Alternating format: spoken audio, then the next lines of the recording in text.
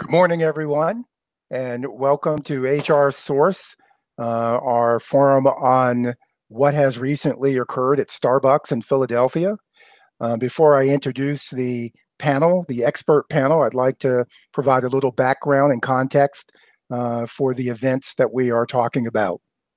Rashawn Nelson and Dante Young, black men who became best friends in the fourth grade, were taken in handcuffs from the Starbucks in Philadelphia at Rittenhouse Square, where Robinson had been a customer since he was 15. The video recorded on a white customer's cell phone galvanized people around the country and probably around the world who saw the exchange as an example of modern day racism. In the week since, the men have met with Starbucks CEO and have started pushing for lasting changes to ensure that what happened to them doesn't happen to anyone else. We were there for a reason, a real deal that we were working on, Robinson explained. We put a lot of time and energy and effort into it, and we were at a moment where we were about to have positive impact on a whole ladder of people, their lives and families. So I was like, no, you're not stopping that right now. Robinson said he thought about his loved ones and how the afternoon had taken such a terrible turn as he was taken to jail. Nelson wondered if he'd make it home alive. Anytime I'm encountered by cops, he said, I can honestly say it's a thought that runs through my mind. You never know what's going to happen. Although Thursday, Philadelphia Police Commissioner changed course, joining Starbucks in taking at least partial responsibility for what happened, Richard Ross struck a conciliatory note at a news conference saying, I fully acknowledge that I played a significant role in making the incident worse.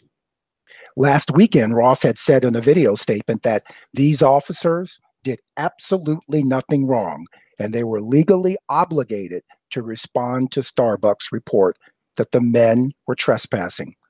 But on Thursday, he said, I should have said that the officers acted within the scope of the law and not that they didn't do anything wrong. Nelson said that he had asked to use the restroom and that an employee informed him that it was only for paying customers. The manager called 911 to report that the men were not making a purchase and were refusing to leave. It reportedly took just 2 minutes from their arrival for her to call for help. Last weekend, Ross said officer had asked the men politely to leave 3 times because Starbucks said they were trespassing. After the men refused, Ross said the police made the arrest. It didn't really hit me what was going on, that it was real, until I'm being double locked and my hands are behind my back, Robinson told ABC News. And now let's get some response to that from a few perspectives that can help us understand what happened. We have Bill Shackelford, who is a recognized leader in multicultural human resources consulting, a publisher, author, as well as an expert forum contributor from the Workforce Diversity Network. He will use his 25 years of experience and his hands-on experience working with government agencies, Fortune 500 companies, and universities to help you resolve your workforce issues. Bill and I are colleagues at HR Resource and at the Inclusion Channel. Bill, good morning. Good morning. Good morning. How are you doing today? I'm doing well. And Mark, I have Terry here on the phone with me here. Hi, Terry. Well, let's get you introduced as well. I'm so happy you were able to make it. Terry Burnaby has been litigating employment discrimination and civil rights for whistleblower cases for over 30 years. At Burnaby and Cabot, PLLC, Lynn handles employment and civil rights cases across the country. She's developed extensive trial and appellate experience in federal and local courts nationwide, and she received a BA degree from Harvard University and a JD degree from Harvard Law School. And we've got Terry, you say? Terry, yes. Mm-hmm. And Terry is vice president and co-owner of On-Site Olympic Supply. She has over 25 years of experience in project management, production, sales, marketing, and event planning. Her professional staff positions have included vice president of merchandising for two prestigious New York City design firms, as well as president of the New York City-based sales organization, which she co-founded. Okay, hi, Terry. Terry, can you hear him? Yes. Hi there, welcome, and thank you for I'm here. persevering the technology challenges. We are happy to have you. So, Bill, what has happened here that after the better part of 40 years working on diversity and inclusion with organizations like Starbucks, which, by the way, you reminded me this morning has an excellent record. What happened here? How did this happen? We've been working on this issue for quite a while. Unfortunately, we have not done the really hard work. Most of what we do is work around training. Training on the issues of unconscious bias, issues of diversity in general. The issues of the training will help you understand the issue, but it won't really change your attitudes and behavior to underline your biases.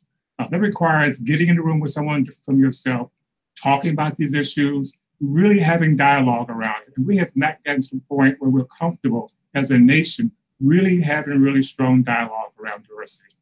So as long as we work on the surface, we'll have surface results. When we get to the point where we really start thinking about diversity as something that requires a change in behavior, and the behavior change requires us to really get to know one another a different way, we're going to continue to have these kinds of things happen, I think. Bill, was this unconscious bias, or was this overt bias, or at the end of the day, given the impact that it had, does it matter, or why would it? The impact, as you know, is quite similar either way. In this case, I really think it was unconscious bias. The young lady, the server, has indicated that she feels embarrassed by the whole incident. She's not happy about her behavior in the incident and her involvement. She wants to talk to the two gentlemen to explain and apologize. I think she's learned a great lesson about unconscious bias from this incident. So yes, it was unconscious bias. It was nice to hear both the president of Starbucks and the chair of the board to very quickly respond to that question in the same way. When they were asked, was this unconscious bias? They both said yes. Was this profiling? Yes. So they very much own up to the fact that this is real. It was a real incident. They could do better. The server could have done better, and they will do better. But yeah, unconscious bias, I think, is a real good example of that here. Bill, the last reading I had is that she had been terminated. Is that still true? I heard that she was no longer there. I didn't hear whether she was terminated or whether she quit, but she was no longer employed. Should there be zero tolerance, or do people get a chance to learn and see if they can apply their lessons? Well, I know for a fact that I stood before a class doing a diversity training class for an organization, and I made a mistake, had a faux pas in front of them. And I asked for their forgiveness, and they gave it to me. We continued on. We're still all learning this issue of how to respond to issues of diversity.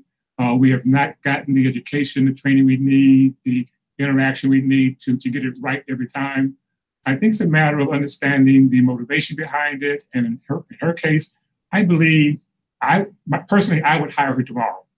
I think she's the person least likely to do something like this again because she has learned a very strong lesson from personal experience of what unconscious bias is and how much it can impact others and how it makes you yourself look bad when it's exposed. Okay. Hi, Terry. Hello there. Hi. I understand that you have a background in retail. Am I right? You actually are the owner of stores. Correct. They're all in airports. And the issue was very interesting to me on both ends, just being having a retail operation and having, thousands of people coming in and out of your stores daily, as well as having two young men. I can't call them boys anymore, two young African-American men. So, I can kind of look at both perspectives. Terry, what would you say to your employees, or how have you prepared them to deal with the reality of a global customer base? We've been very fortunate because our employee makeup is very, very, very diverse. We try to address those issues by first hiring, a diverse group of people. And I think that alone just kind of handle some of the sensitivities in areas where we have not, and I'm in stores all over the country, in areas where we haven't had the luxury of having a diverse pool to choose from. Because we are African American owners, we have those conversations with our employees out front, and give them examples of experiences that we've had that have made us uncomfortable, and that we want to make sure that that does not filter or penetrate into our operations. Question for both of you. Question for both of you. Thank you, Terry. Question for both of you, starting with Terry. Are you a parent? Yes. How old are your children and what gender? I have a stepdaughter that's 32. I have a son that is 23 and another son that's 20. Talk to me about your sons for a moment who are in their 20s, around the age of these two young men who were arrested. How did you feel as a mother? And what kinds of messages are you sending to your sons about where we are today in the country with race relations specifically? Well, that's the accountability starts at the top. And I think that right now, unfortunately, the political climate that we're in, it's allowed some of these biases to surface. As an African-American mother raising two African-American young men, we started those conversations out very early. This whole incident made me sick to my stomach. However, it's not something, we've experienced this in the past. And the conversations that I have with my boys is totally different than my white counterparts. We start our kids out very early, telling them this is how you need to act. In public, this is if you're put in a situation, where this happens or X, Y, and Z happens. You go through the routine. They have the checklist, and in particular, when it comes to dealing with police officers. So we have those conversations. The expectations, our kids aren't allowed just sometimes to just be kids. The expectations are set high because you have to basically let them know that, you can't, when you walk into a place, especially when they get to that age when they're 14, 15, 16, and they're kind of awkward and they're growing and they're tall and they're intimidating, they saw the change when they were growing up, how people just responded to them differently. And you have to talk to them about that so they know where that's coming from. Are you still doing it, Terry, even though they're in their 20s, or do you believe that they got the message earlier? I think they have the message, but as a mother, you still reinforce. Mm-hmm. Thank you. And Bill, do you have children? I have children, yes. I have 2 girls and a boy. The boy is the youngest. He's 38 now, so they're older now. But my son, for many years, rode around with a tape recorder in his car. If he was ever stopped by police, he would start the tape immediately because he didn't trust that the interaction would go exactly as he thought it would or should, and wanted to make sure he could document exactly what happened. Again, this was a son who was never in trouble, never arrested, college student, whole 9 yards there. But still, he had to protect himself, quote unquote, from the unfortunate situation that might happen. Bill, what would a policy look like that gave guidance to your employees when clearly there was a policy that people could not come in, use Starbucks unless they were customers? I imagine that their intent was having tables be available for paying customers. How do you find the balance between what seems to me to be a perfectly reasonable policy and implementing it sensitively in this environment? And then the police obviously have a policy that says owners have a right to call them if customers are not being responsive to the policy. There are 3 things going on here: the policy of the store, the people who came in as customers, and the police response to that. That seems to me to be a lot of gray. How do you help people through these gray situations? Well, Starbucks, like a lot of stores today, they have a very lenient policy when it comes to people sitting in the restaurant. People come there, they'll get a cup of coffee, they'll sit, they'll have meetings, they'll get on their phone, their computer. They will do all kinds of things in terms of kind of checking an email, having long conversations, whatever they want to do. But in this case, I think the server may have mistaken this individual for someone other than someone who would have been a paying customer. Two young black males. She may have equated them with homeless people coming into the store, which may have been an issue. They come in, they sit there, they want to use the bathroom, they don't buy anything. You want to get them out at some point to make sure that that's not part of your culture in the store. So I'm thinking that in her mind, she went to that. Her biases pushed her in that direction. And so she reacted out of bias as opposed to out of logic. Logically, they didn't look like homeless people. Rarely do you see two homeless men walking together. They're always one by one. So logic would tell you, no, they're not homeless. But bias always overrides logic. And so her biases that she was holding on to overrode the logic of, hey, these guys sitting here, they're not causing any problem. They say they have a meeting coming up, which they did. Let them sit. And Terry, what about the police end of the gray? They're being called into a situation. The manager has said these folks are violating our store policy. How might they have looked at the situation differently? Well, I would like Lynn to respond to that because Lynn is the attorney and she Lynn. has. Yeah, we have you on now. Yes, she is. Yeah, when it comes to policy, she is the person. Welcome. Did you hear?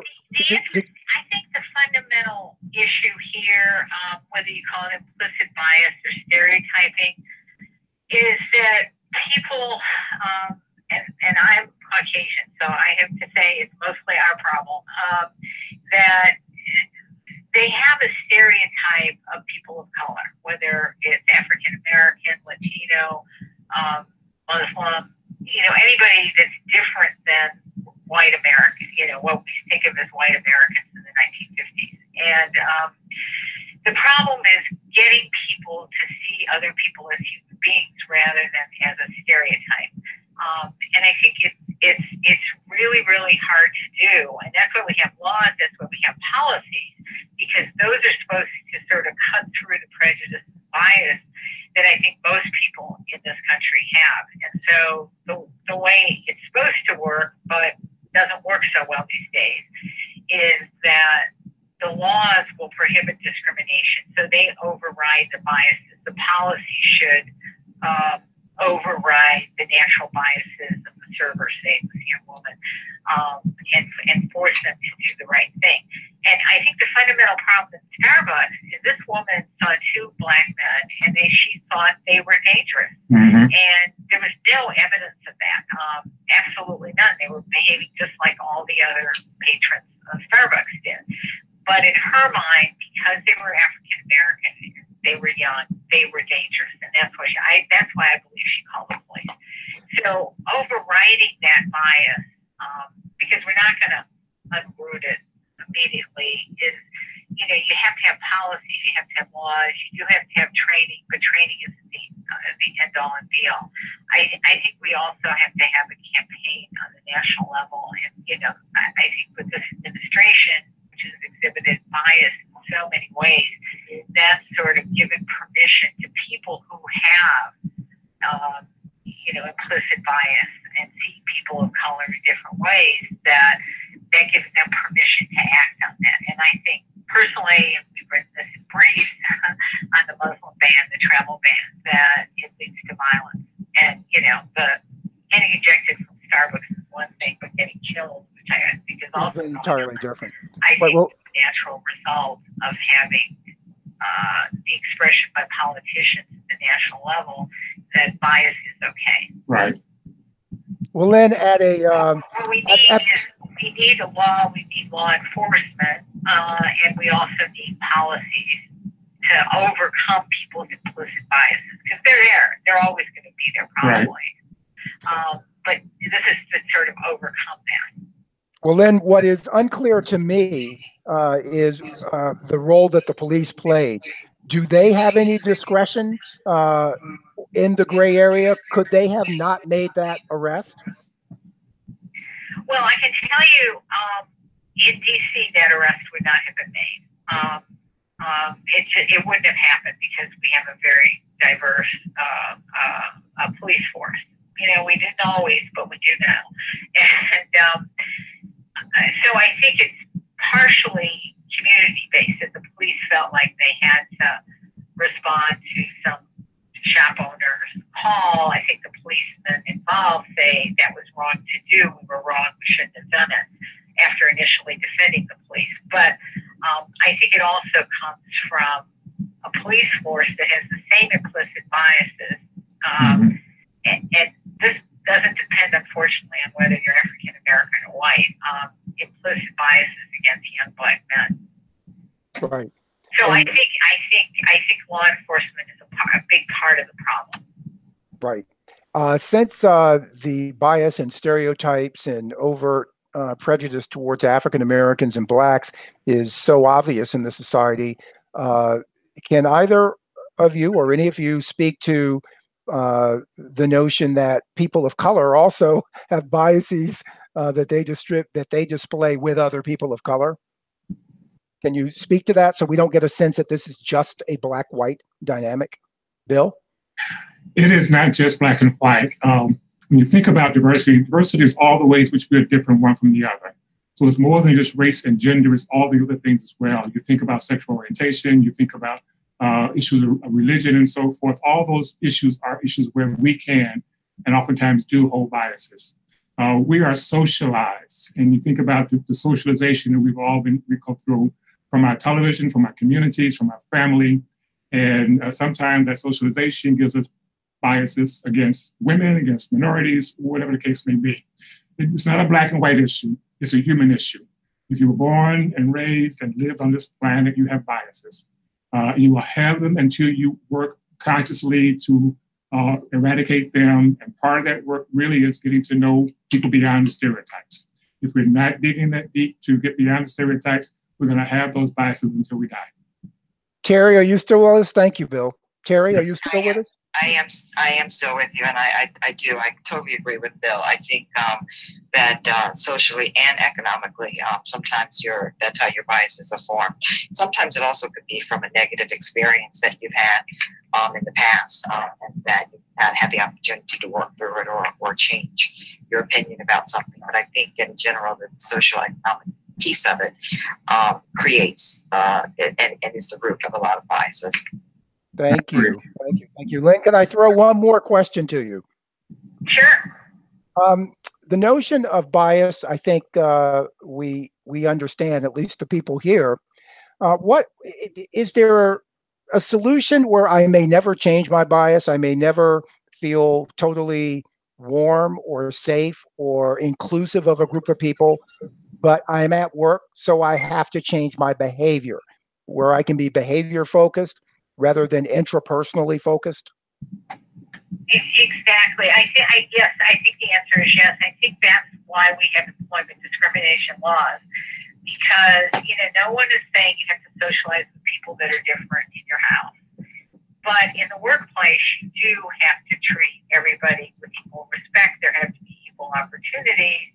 And I think it's a great opportunity for those people who have biases to mix with people of different races or people that are different than them that they won't see in their communities or in their social groups. And I think, if enforced, one of the geniuses of the employment laws is it forces people to work together. And when you work together, you see people as people. They're not stereotypes. They're not the people you see on TV necessarily. Right. And so I think we don't have a lot of it now, but further enforcement of the employment laws by the government and then also by the private bar, which is the kind of work I do, is gonna lead to naturally to an increase in respect and equality. Thank you, Lynn. All three of you get a vote before we leave. Bill, given the response by Starbucks leadership to close the stores for a day, 8,000 stores, as I understand it, for training, boycott or no boycott? My vote is no boycott. They're doing all the right thing. This is one individual. In years past, this one server, what she did would have been a local incident, may have got a little bit of press locally, but things have changed. The paradigm around issues of diversity have changed. There's a much lower level of tolerance for intolerance today. And companies, organizations understand that is reality. It's not going to change. So Starbucks got caught up into this new reality, this new paradigm we have. But it's a good company. They're doing the right thing. They're responding properly. They made it very clear the training is the first step, not the last. I think they're getting it all right. And so I'm going to side with them and say, no, let's not boycott them. Let's see how they respond long term and give them the benefit of the doubt. Thank you. Thank you. Terry, boycott, no boycott? No boycott. I think given that they closed 8,000 stores to have this training, that they are serious about it, because their retail operation and the bottom line, the amount of revenue that they are going to lose just for that day is unbelievable. And I think it speaks volumes. And I think it just shows that they're very serious about it. Thank you. Lynn, boycott, no boycott? Well, I think the boycott may have brought Starbucks to the idea that training and shutting their stores was a good thing. So I think it served its purpose. I think continuing to push Starbucks and a lot of other retail establishments to take this issue seriously could make a big difference in a lot of communities, because it's not just Starbucks, it's all over. And so I think this is a great example of what, a terrible incident for these young men, but it generated a national conversation, and I think Starbucks now is doing the right thing. Right. And from a policy perspective, don't they need to reinforce this more strongly in their onboarding and orientation process? Because as I remember, retail turnover is 54, 55%. So many of the people who work there may not be there 2 years from now, 3 years from now. Yeah. Well, it's also that, the young woman who was a barista, I guess, who created this issue, it's not just low-wage workers we have to look at. We have to look throughout the economic spectrum all the way to the top, because in some ways people at the top are worse in terms of discrimination than the people at the bottom who are just trying to survive. So I think we have to see this as a continuing struggle and a continuing education for people. Okay, thank you. Bill, did you look like you were trying to find a word? Okay, this was fantastic. I could have stayed here all day and listened to this wonderful expert advice. We will do this again. Lynn, Terry, Bill, thank you so much. And thanks to HR Source for sponsoring this. And we hope to see you again soon. Thanks for joining us. Thank you. Take care. Thank you.